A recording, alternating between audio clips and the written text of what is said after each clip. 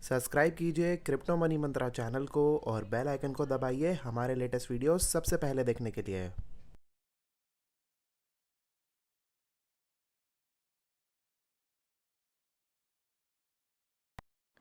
दोस्तों, आगे बढ़ने से पहले हम आपको बता दें कि हम कोई फाइनेंशियल एडवाइज़र नहीं है और कोई भी इन्वेस्टमेंट करने से पहले आप अपनी खुद की रिसर्च ज़रूर कर लें। आपके प्रॉफिट या लॉस की हम कोई भी जिम्मेदारी नहीं लेते हैं। नमस्कार दोस्तों, मैं जतिन आपका बहुत बहुत स्वागत करता हूं क्रिप्टो मनी मंत्रा के एक नए वीडियो में। और आज है संडे और हर संडे की तरह मैं आपके लिए लेकर आया क्रिप्टो वीकली अपडेट का एक नया वीडियो, जहां पर हम डिस्कशन करेंगे bitcoin price analysis, alt coins के बारे में और साथ ही साथ बिटकॉइन डोमिनेंस के बारे में, और जानेंगे क्या कुछ चल रहा है नया मार्केट के अंदर इसी वीडियो के अंदर। तो बने रहिएगा आखिरी तक ताकि आपको important updates crypto currency market से रिलेटेड ज़रूर मिल जाएँ इस वीडियो के अंदर। और आगे बढ़ने से पहले आप सब लोगों से कहना चाहूँगा कि ज़्यादा से ज़्यादा लाइक कीजिए इस वीडियो को और शेयर कीजिएगा अपने दोस्तों के साथ में, क्योंकि यही एक चीज़ है जो कि मुझे मोटिवेशन देती है आप सब लोगों के लिए हर हफ्ते वीडियो बनाने के लिए, और साथ ही साथ जो नए करंट अपडेट्स होते हैं आप सब लोगों तक पहुंचाने के लिए। तो दोस्तों, अभी इस वीडियो को हम यहाँ पर करते हैं यहाँ पे स्टार्ट और आगे बढ़ते हैं इस वीडियो के अंदर और हम देखते हैं क्या कुछ चल रहा है मार्केट में। और सबसे पहले अभी जो हम यहाँ पर शुरुआत करेंगे, आज हम शुरुआत करेंगे बिटकॉइन के CME के चार्ट के साथ में, जो कि CME कॉन्ट्रैक्ट जो कि फ्यूचर कॉन्ट्रैक्ट होता है, जो कि मंडे टू फ्राइडे सिर्फ ट्रेड करता है और सैटरडे संडे जो है वो मार्केट वहाँ पर क्लोज रहती है, फ्यूचर्स मार्केट। तो वहाँ पर चलेंगे उसके चार्ट के ऊपर और देखेंगे क्या कुछ चल रहा है। तो चलिए मैं आपके साथ अपना जो स्क्रीन है वो भी शेयर कर देता हूँ यहाँ पे। तो अभी आप यहाँ पर देख पाएंगे कि ये जो चार्ट अभी आप देख रहे हैं ये है बिटकॉइन का CME का चार्ट। इसके ऊपर कुछ कुछ अपडेट्स आप सब लोगों के लिए देना चाहूँगा। यहाँ पर जो इम्पॉर्टेंट अपडेट है ये वन डे का चार्ट है बेसिकली। तो सबसे पहले हम लोग देख रहे थे बहुत समय से कि यहाँ पर जो स्ट्रगल हो रहा था वो 21 EMA के आसपास और 20 MA के आसपास ये मार्केट यहाँ पर पूरा सपोर्ट ले रहा था, और उसके बाद जैसे ही इसने ऊपर क्रॉस किया तो इसने 50 MA का एक जो है रेजिस्टेंस को ब्रेक कर कर उसके ऊपर जो है ये मार्केट बन चुका है, राइट। मतलब कि उसके ऊपर जो है मार्केट टिक चुका है। और अभी जो यहाँ पर जो इसने क्लोजर दिया था वो दिया था 7595 के आसपास, और 7595 पे क्लोजर मिलने का मतलब यहाँ पर जो है ये 50 MA के ऊपर है। बेसिकली 50 MA के ऊपर रहना मतलब कि एक और जो रेजिस्टेंस था उसके ऊपर रुकना होगा। जो पहला रेजिस्टेंस 20 MA और 21 EMA का होता है, जो कि एक मिड टर्म बुलिशनेस सिग्नल होता है अगर उसके ऊपर चला जाए तो। और अगर ये 50 MA के भी ऊपर चला जाता है तो मतलब कि थोड़ा सा लॉन्ग टर्म, ना तो एग्जैक्ट बहुत बड़ा लॉन्ग टर्म नहीं बोलते हम इसे, लेकिन हम इसे मिड टर्म भी नहीं बोलते, हम इसको थोड़ा सा और ऊपर बोल सकते हैं, मिड टर्म और लॉन्ग टर्म के बीच में, जहां पर कि मार्केट थोड़ा सा और बुलिशनेस यहां पर दिखने को मिल जाती है हमको। तो ये एक और लेवल ऑफ कंफर्मेशन होता है कि मार्केट इस समय पर एक बुलिशनेस दिखा रहा है इस समय पे मार्केट। और यहाँ पर जो इंपॉर्टेंट चीज़ है ये 7595 के आसपास क्लोज होना, ये काफ़ी ज़्यादा इंपॉर्टेंट है। और यहाँ पर ये इंपॉर्टेंट इसलिए क्योंकि इसी के आसपास अब जो है मंडे की जो ओपनिंग है वो होनी चाहिए, वो ज़्यादा इंपॉर्टेंट है। तो उस चीज़ के लिए हम लोग चलेंगे बिनांस के चार्ट पे, जो कि BTC USDT का चार्ट होगा। चाहे आप BTC USDT का बिनांस का चार्ट ले लीजिए, चाहे किसी और एक्सचेंज का चार्ट ले लीजिए। मैं भी CME के चार्ट पर दोबारा आऊँगा, लेकिन आपको यहाँ पर सिर्फ और सिर्फ प्राइस दिखाने के लिए यहाँ पर अभी मैं यहाँ पर दोबारा आया हूँ। तो यहाँ पर जो प्राइस चल रहा है वो चल रहा है 7682 का। लगभग अगर मैं बात करूं तो करीब करीब $80 के आसपास लगभग जो है वो उछाल देखने को मिल रहा है। $80-90 के आसपास का जो है वीकेंड पे एक उछाल देखने को मिला है। कोई बहुत बड़ा उछाल नहीं है मार्केट के अंदर। अगर मंडे को अगर मार्केट अगर यहाँ पर भी खुलता है, अभी से कुछ ज़्यादा समय नहीं रह गया है, और जैसे ही मार्केट अगर मंडे को अगर यहाँ खुलेगा तो हो सकता है कि वो जो गैप हल्का फुल्का सा भी जो बने वो फिल ही हो जाए। बहुत छोटा सा गैप अगर बनेगा भी तो फिल हो जाएगा। अदरवाइज मार्केट ट्रेड कर रहा है तो मार्केट ट्रेड करते करते हो सकता है कि उसी लेवल्स के आसपास ही ओपनिंग जो है वो देखने को मिले हम सब लोगों को मंडे की सुबह। तो ये सब कुछ चीज़ें हैं जो कि काफ़ी ज़्यादा इंपॉर्टेंट रहेंगी, जो कि मार्केट अगर उसी लेवल्स पर अगर खुलता है तो एक जो मोमेंटम बना हुआ है मार्केट का, कि एक जो बुलिश मोमेंटम है जहां पर मार्केट में नीचे से प्राइसेस जो है वो ऊपर की तरफ आ रहे हैं, वो मोमेंटम जो है वो कंटिन्यू हो सकता है, राइट। तो ये काफ़ी ज़्यादा इंपॉर्टेंट है।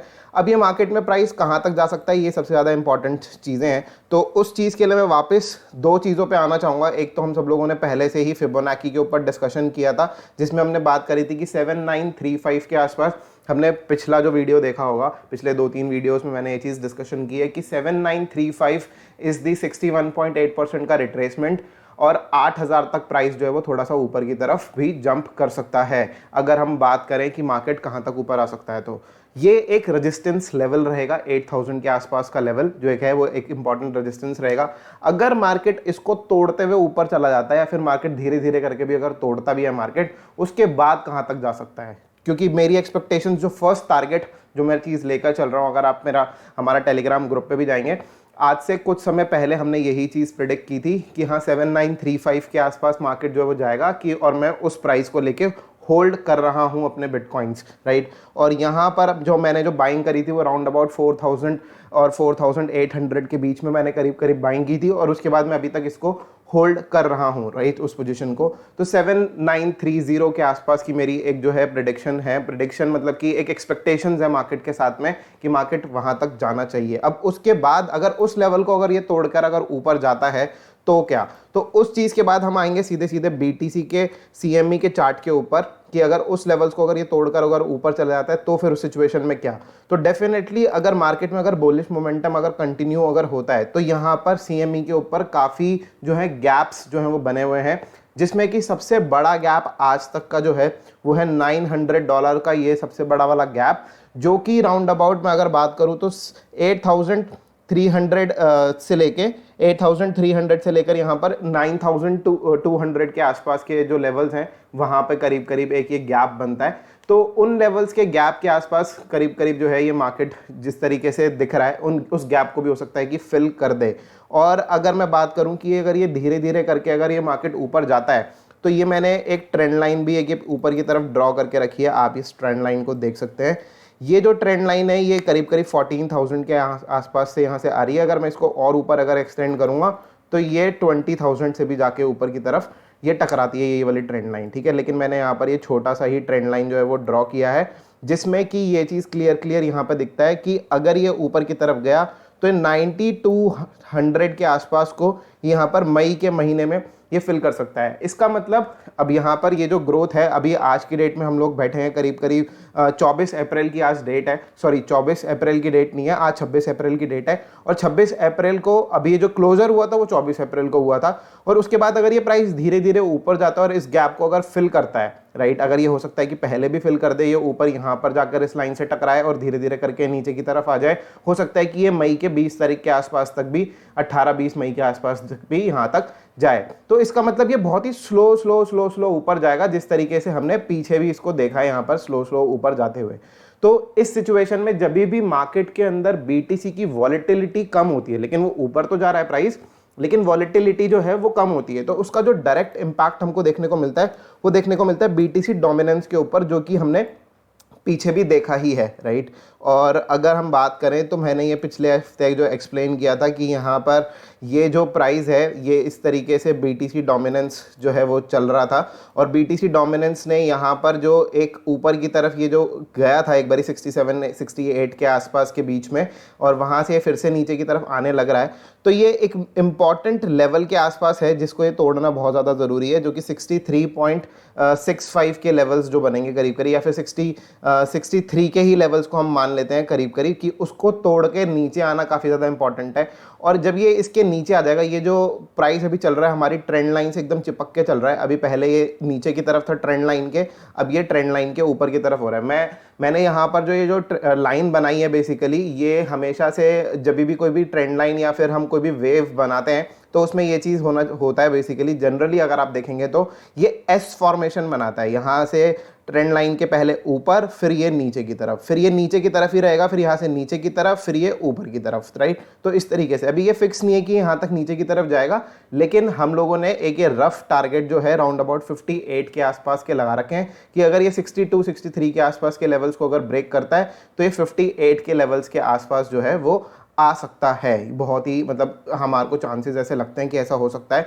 और जहां पर अगर मैं बात करूं कि इस तरीके की चीज़ें अगर होती हैं तो डेफिनेटली वो भी मई मंथ के आसपास हो सकती हैं, और ये अगर नीचे की तरफ भी अगर आता भी है तो ये काफ़ी अच्छा जो है हमारे लिए एक पॉजिटिव साइन होगा।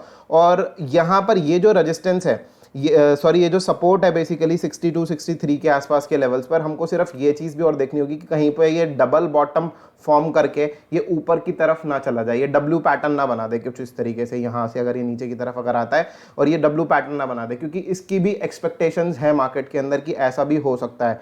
तो अगर ऐसा कुछ अगर होता है, डब्ल्यू पैटर्न अगर फॉर्म होता है, तो वो भी जो है वो करीब करीब 18 मई के आसपास या फिर मई के महीने में हमको देखने को मिल सकता है, और उसके बाद ये वापस ऊपर की तरफ उछल जाए, तो हमको वो सब कुछ चीज़ों के लिए थोड़ा सा ध्यान देकर ही चलना पड़ेगा। साथ ही साथ अगर मैं बात करूँ तो बिटकॉइन की हाल्विंग आ रही है। बिटकॉइन की हाल्विंग का जो डेट है वो भी 12 मई के आसपास की डेट है, 12 और 13 मई के आसपास की डेट है। तो वो भी जो डेट है वो करीब करीब 18 मई के एक हफ्ता आगे पीछे प्लस माइनस डेट है। तो उस चीज़ को लेकर भी हमको ये चीज़, मेरे को ऐसा लगता है कि ऐसे जो चीज़ें हैं वो पॉसिबिलिटी काफ़ी ज़्यादा बन रही हैं। जो हमने अभी चार्ट डिस्कशन किया बिटकॉइन का, जहाँ पर कि हमने फ्यूचर्स के लिए जो यहाँ पे CME का चार्ट डिस्कशन किया था, वही सब कुछ सेम सिनेरियो बिटकॉइन हाल्विंग के समय पर भी ये ऊपर की तरफ जाकर ये फिर नीचे की तरफ आ सकता है। So that what exactly I am expecting कि बिटकॉइन हाल्विंग किस तरीके से प्ले आउट हो सकती है, राइट। तो बहुत सारे लोगों का क्वेश्चन टेलीग्राम पर आ रहा था कि बिटकॉइन हाल्विंग को लेकर आप क्या सोचते हो, बिटकॉइन हाल्विंग को लेकर आपके क्या आपके मन में चल रहा है। तो वो सब कुछ चीज़ें मैंने यहाँ पर अभी चार्ट पर एक्सप्लेन करी, जो कि काफ़ी ज़्यादा इंपॉर्टेंट हो सकता है 9200 और 250 के लेवल्स के आसपास।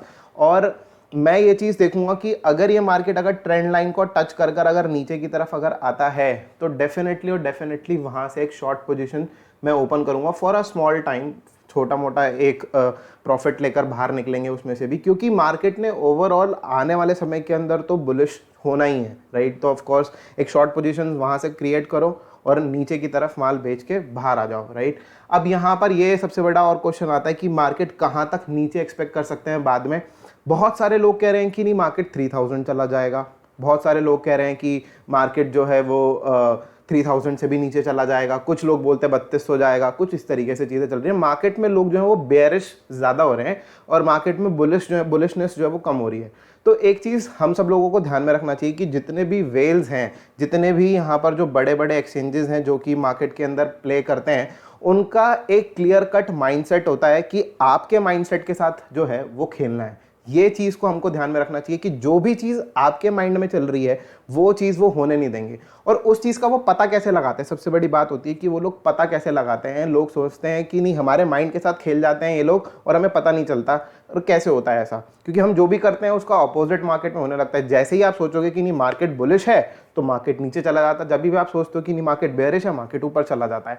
तो ये सारी चीज़ें होती हैं लोगों के साथ में। ऑफ कोर्स ये चीज़ के पीछे सारा का सारा होता है डेटा। अब डेटा कहाँ से आता है, आप जब एक्सचेंजेस के ऊपर ट्रेड करते हैं, आप भी ट्रेड कर रहे हैं, मैं भी ट्रेड कर रहा हूँ, सारे लोग ट्रेड कर रहे हैं, तो जब भी पूरे के ज़्यादा से ज़्यादा लोग जो है वो बुलिशनेस होते हैं, तो ऑफकोर्स वो बुलिशनेस होने पर ही पैसा अपना जो है वो बेट करेंगे कि भाई मेरे को जो है बुलिश होने पर ही पैसा खेलना है। मार्केट ऊपर की तरफ जाता हुआ दिख रहा है, मार्केट का ट्रेंड ऊपर की तरफ है, हर कोई उसी चीज़ पर ही, बुलिशनेस पर ही पैसा लगाता है। तो जब मार्केट में डेटा उनके पास खुद ही एक्सचेंजेस हैं, सब कुछ चीज़ें उनके पास खुद ही से सब कुछ चीज़ें हैं, तो जब उनके पास सारा का सारा डेटा है तो ऑफकोर्स आपके अगेंस्ट क्यों नहीं खेलेंगे, वो आपको हराएंगे तभी तो वो जीतेंगे। मैच दो तरफा ही, दो ही टीम्स होती हैं, एक जीतने वाला और एक हारने वाला। ट्रेडिंग भी कुछ इसी तरीके की गेम है जहां पर एक बंदा हारेगा और एक बंदा जीतेगा, तभी मार्केट में एक जगह से दूसरी जगह पर पैसा जो है वो शिफ्ट होगा। तो उनकी जो बैटिंग होती है वो आपके अगेंस्ट होती है हमेशा, कि जितने ज़्यादा लोग जो हैं वो जिस तरफ पे होंगे, जहाँ क्योंकि डेटा उनके पास है, एक्सचेंज वो खुद ड्राइव करते हैं, चाहे वो बिटमैक्स हो, चाहे वो बिनांस हो, चाहे कोई भी एक्सचेंज हो, जहाँ पर भी जिस भी लेवल पर आप ट्रेड कर रहे हैं, जिस भी लेवल्स पर आप होंगे उसके अगेंस्ट वो ट्रेड कर जाएंगे। तो ये चीज़ हमको जो मेंटालिटी है हमको उस समय पर देखनी होगी कि 9200 के आसपास के लेवल्स पर जो मार्केट में जो ट्रेडर्स की मेंटालिटी है वो बुलिश हो रही है या फिर मार्केट में अभी भी बेयरिश है। अगर मार्केट में बेयरिश उस समय पर भी सोच होगी कि नहीं मार्केट नीचे आ जाएगा या ऐसा कुछ, बहुत ज़्यादा लोग अगर उस तरीके से अगर सोच रहे होंगे तो डेफिनेटली वो ट्रेंड लाइन तोड़कर भी ऊपर चला जाएगा, और अगर ऐसा नहीं हुआ तो मार्केट नीचे की तरफ आ जाएगा, राइट। तो ये सब कुछ चीज़ें जो हैं वो मेरी एक्सपेक्टेशंस हैं।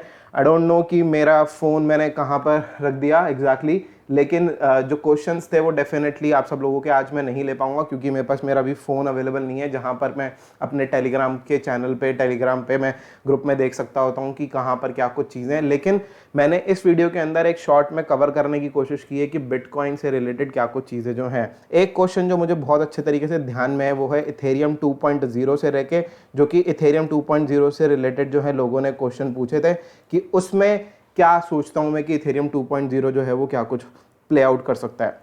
यहाँ पर हम क्लियर कट देख रहे हैं कि ये सेम टाइप ऑफ फॉर्मेशन जो है हमने बिटकॉइन में भी हमको देखने को मिल रही है और ये जो चैनल है हमको यहाँ पर भी देखने को मिल रहा है कुछ इस तरीके से।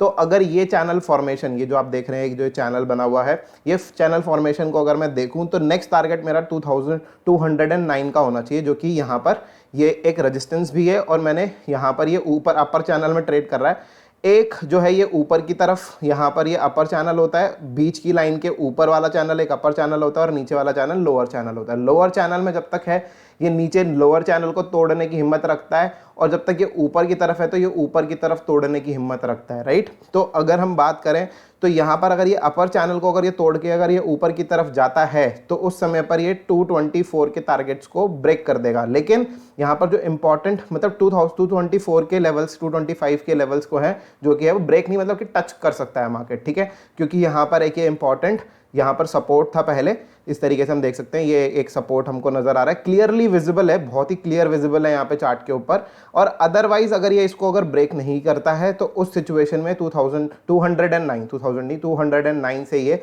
नीचे की तरफ फिर से ये खेलने लगेगा मार्केट के अंदर। इसी तरीके से ये जो है ट्रेंड जो है वो कंटिन्यू होता रहेगा और वहां से जब भी ये नीचे की तरफ गिरेगा तो फिर उसके बाद जो एक जो बेस लाइन जो यहाँ पर है वो 180 के आसपास की जो लाइन है वो काफ़ी ज़्यादा इंपॉर्टेंट है, 180 के लेवल्स के आसपास फिर हमको नीचे को देखने को मिल सकती है। बहुत सारे लोग पूछेंगे कि क्या हमको इथेरियम बाय कर होल्ड करना चाहिए या नहीं करना चाहिए। तो आई एम रियली सॉरी, मैंने चार्ट शेयर नहीं किया था, अभी मैं यहाँ से दोबारा से अब चार्ट शेयर कर देता हूँ। सॉरी, पहले दिखा नहीं होगा आपको चार्ट। यहाँ पर अभी जो चार्ट है मैं एक्सप्लेन कर देता हूँ दोबारा से।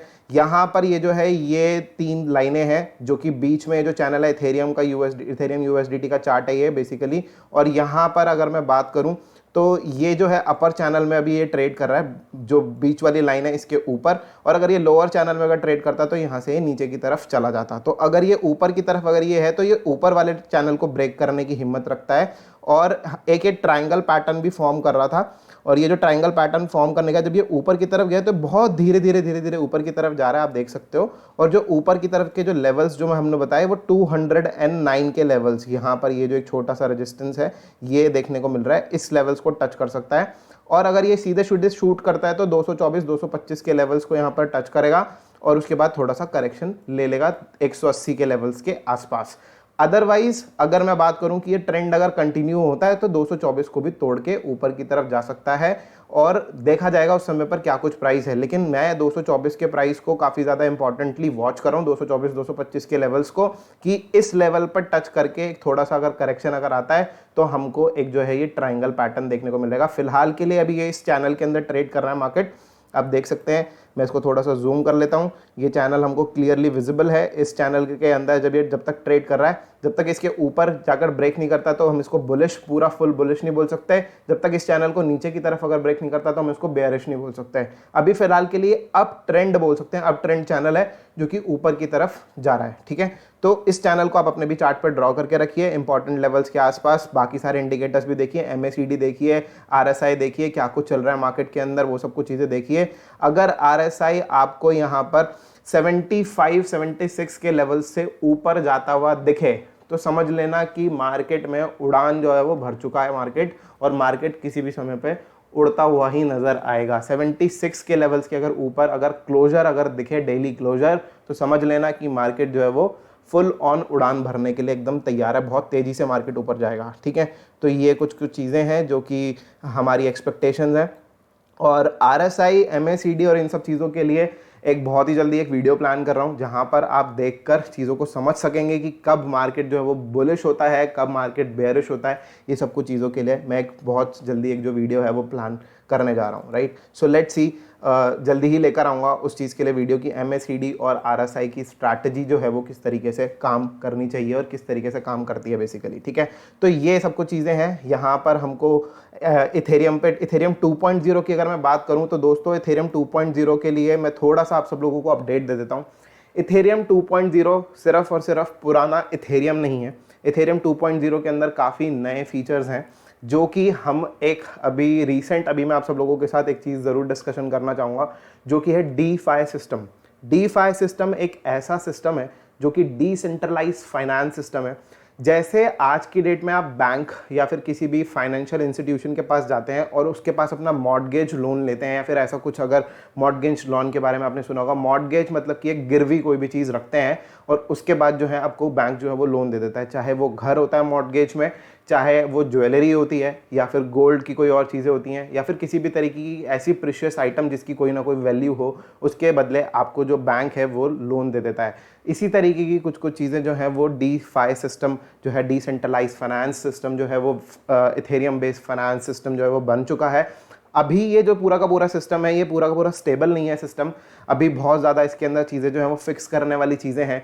तो एक नेक्स्ट लेवल की बात जो है वो स्टार्ट हो चुकी है इथेरियम और क्रिप्टो करेंसीज में, जहां पर कि बैंकिंग सिस्टम को रेप्लिकेट करना क्रिप्टो करेंसीज के लिए, वो सब कुछ चीज़ें जो है वो इंपॉर्टेंट हो गया है यहाँ पे।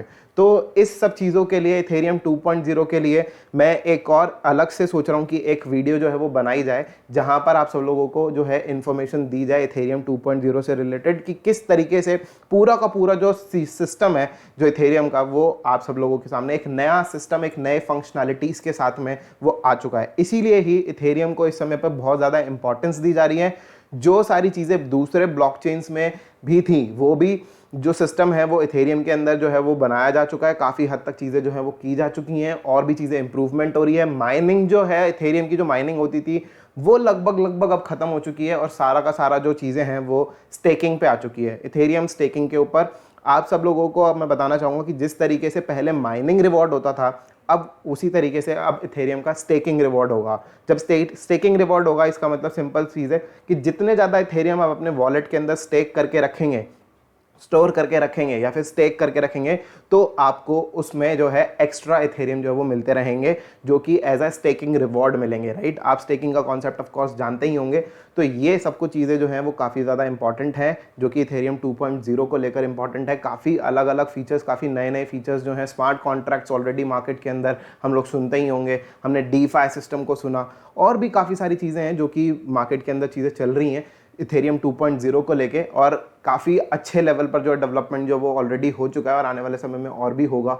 तो ये जो चीज़ें हैं इथेरियम के लिए काफ़ी ज़्यादा बुलिशनेस हो सकती है। तो मैं कहूँगा कि अगर आपके पास इथेरियम नहीं है, तो अगर आपको नीचे वाले लेवल्स पर अगर मिलता है तो आपको ले लेना चाहिए। इस भी लेवल्स पर लेना भी कोई बुराई नहीं है, अगर आप एक लॉन्ग टर्म होल्डर हैं तो। शॉर्ट टर्म के लिए नहीं कहूँगा मैं, ऑफकोर्स एक लॉन्ग टर्म के लिए कहूँगा, और उस सिचुएशन में आपको काफ़ी अच्छा जो गेन है वो मिल सकता है। इथेरियम काफ़ी अच्छा कॉइन है, जितने भी कॉइन्स की खुद की ब्लॉकचेन है। तो ये चीज़ मान लीजिए, मैं ट्रॉन की बात नहीं कर रहा, मैं ऐसे कॉइन्स की बात कर रहा हूँ जो कि अच्छे लेवल्स के कॉइन है, जिसके पीछे पूरा एक कॉन्सेप्ट है, एक पंप नहीं है, राइट। पंप और डंप वाली कोई सिचुएशन नहीं है, जहां पर मैं EOS की बात करता हूं, टेजोस की बात करता हूं, और उसके अलावा अगर मैं बात करूं तो इथेरियम की बात करता हूं। ऐसे कॉइन्स जिनकी खुद की एक अच्छा ब्लॉकचेन है, जिसके पीछे एक अच्छा कॉन्सेप्ट है, उसको हमको स्टडी ज़रूर करना चाहिए और ऐसे कॉइन्स को अपने पास में ज़रूर होल्ड करना चाहिए, राइट। आई होप कि मैं आप सब लोगों को एक्सप्लेन कर पाया हूँगा कि क्या कुछ चीज़ें इथेरियम के अंदर हो रही हैं और चीज़ें क्या कुछ आने वाले समय के अंदर हो सकता है। काफ़ी बड़ा चीज़ हो सकती है, काफ़ी बड़े चेंजेस हो सकते हैं इथेरियम के अंदर, और चीज़ें जो हैं वो काफ़ी ज़्यादा ऊपर लेवल पर जा सकती है। और मार्केट में बिटकॉइन की हाल्विंग बहुत नज़दीक में है, तो हाल्विंग नज़दीक में तो प्राइजेस शूट करना आज नहीं तो कल ज़रूर शूट करेंगे। करेक्शन एक अलग चीज़ होती है और डंप एक अलग चीज़ होती है। इस चीज़ को हमको समझना बहुत ज़्यादा इंपॉर्टेंट है। अगर हम करेक्शन और डंप के बीच में डिफरेंस समझ जाएं तो उसके बाद जो है ट्रेड करना आसान हो जाएगा। और उसी के साथ साथ हम अगर बात करें कि मार्केट के अंदर जिस तरीके की सिचुएशन चल रही है, जहां पर हाल्विंग है अभी सबसे ज़्यादा इंपॉर्टेंट चीज़, तो बिटकॉइन हाल्विंग कि समय पर क्या कुछ हो सकता है, ये चीज़ हमको देखना बहुत ज़्यादा ज़रूरी रहेगा। अगर मार्केट अगर शूट अप किया तो शूट करता ही रहेगा और हम लोग सिर्फ ये सोचते रह जाएंगे कि मार्केट में करेक्शन हमको कब देखने को मिलेगा। एक चीज़ जाते जाते आखिरी चीज़ जो कि मैं पिछले वीडियोस में भी बता चुका हूँ, वही आप सब लोगों को फिर से बता देता हूँ। BTC USD के चार्ट के ऊपर जो कि हमने वीकली 200 MA जो है वो चीज़ें देख ली थी, हम उस चीज़ को हम एक बारी फिर से देख लेंगे और हम यहाँ पे वीकली चार्ट पे स्विच करेंगे, जो कि मैं आप सब लोगों को पहले भी बता चुका हूँ कि 200 MA जो है वो काफ़ी ज़्यादा इंपॉर्टेंट होता है मार्केट के लिए। अगर हमको लॉन्ग टर्म में अगर हम देखते हैं तो इसके नीचे मार्केट जो है वो नहीं टिकना चाहिए। स्पाइक आना जैसे यहाँ पर आया एक अलग बात है, लेकिन इसके नीचे मार्केट टिकना नहीं चाहिए ज़्यादा समय तक, 1 से 2 हफ्ते 10 दिन मैक्सिमम, इससे ज़्यादा नीचे नहीं टिकना चाहिए। क्योंकि अगर इसके नीचे अगर टिका, यहाँ पर भी यही चीज़ देखने को मिली कि यहाँ पर सिर्फ और सिर्फ हफ्ता 10 दिन ही मार्केट नीचे था, क्योंकि एक हफ्ते की कैंडल है तो 7 दिन का टाइम होता है और अगले हफ्ते में भी हम लोग 3-4 दिन का हम लोग मान सकते हैं। उसके बाद ये मार्केट जो है वो ऊपर की तरफ आ जाना चाहिए। मैक्सिमम अगर मैं बात करूं तो 10 से 13 दिन, इससे ज़्यादा नहीं। उसके बाद अगर ये मार्केट अगर ऊपर की तरफ अगर आ रहा है तो मतलब ये है कि एक स्ट्रॉन्ग सपोर्ट यहाँ पर मार्केट ले रहा है and market is not ready to accept the prices below this level 200 weekly average. क्योंकि अगर इसके नीचे अगर मार्केट अगर टिक गया एक बारी तो उस सिचुएशन में बहुत ज़्यादा जो है वो बेयरिश हो जाएगा। इसी के साथ साथ एक और चीज़ जो कि मंथली चार्ट के ऊपर भी बहुत ज़्यादा इंपॉर्टेंट है, जो कि मैंने आप सब लोगों से पिछले महीने भी ये चीज़ कही थी और मैंने आपको पहले भी एक्सप्लेन किया था कि जिस तरीके से जो मंथली चार्ट है, यहाँ पर ये जो प्राइजेस हैं ये 21 EMA के जब भी नीचे आए थे मंथली चार्ट पे, तो कितने महीने ये प्राइजेस नीचे की तरफ रहे थे, वहीं पर ही इसी महीने यहाँ पर सेम वीकली चार्ट पे जिस तरीके से 200 MA के साथ प्ले आउट हुआ, यहाँ पर 21 EMA के साथ में प्ले आउट हो रहा है, जिसमें हम कहेंगे कि यहाँ पे जो प्राइजेस हैं वो नीचे की तरफ आए ज़रूर, और नीचे की तरफ आने के बाद यहाँ पर ये एक महीने सिर्फ कुछ समय के लिए ये जो प्राइस है वो नीचे की तरफ रहा, एक महीने के भी कम समय के लिए ये प्राइस नीचे की तरफ रहा। अब ये प्राइस ऊपर की तरफ जा रहा है एंड बहुत ज़्यादा चांसेस हो जाते हैं कि ये मार्केट में प्राइस जो है शूट अप कर जाए या फिर इसी प्राइस के आसपास भी कुछ समय तक रहे और उसके बाद शूट अप कर जाए। ये काफ़ी ज़्यादा इंपॉर्टेंट चीज़ होगी मार्केट के अंदर, जिसमें जो बेस है ये कुछ 6400 और 6500 के आसपास का मिड प्राइस रेंज के आसपास बेस जो है वो बनता हुआ सा दिख रहा है, राइट। यहाँ पर भी हम देख सकते हैं ये सेम बेस और यहाँ पर भी हम देख सकते हैं सेम बेस। इसके नीचे बेयरिश बाइंग अपॉर्चुनिटी और इसके ऊपर जो है मार्केट जो है वो रेडी टू शूट अप, ये सब कुछ चीज़ें जो है यहाँ पर दिख रहा है। सो काफ़ी ज़्यादा इंपॉर्टेंट चीज़ें हैं, इन सब चीज़ों पर हमको ध्यान देना चाहिए ताकि मार्केट में हम लॉन्ग टर्म के लिए थोड़ा सा एनालाइज जो है वो कर सकें।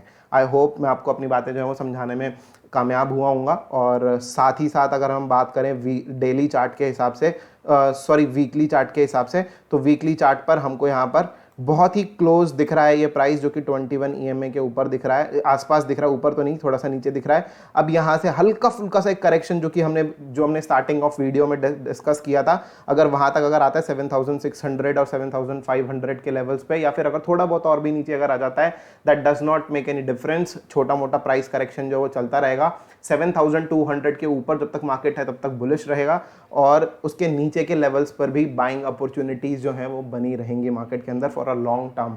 तो यहाँ पर बाय करके रखना चाहिए, होल्ड करना चाहिए and we should wait for a big bull run for the market, right. और इस समय पर जितने भी लोग अक्यूमुलेट करेंगे उन सब लोगों को लॉन्ग टर्म के अंदर बहुत बहुत फ़ायदा होगा, क्योंकि टाइम पीरियड अब बहुत ज़्यादा कम रह गया है।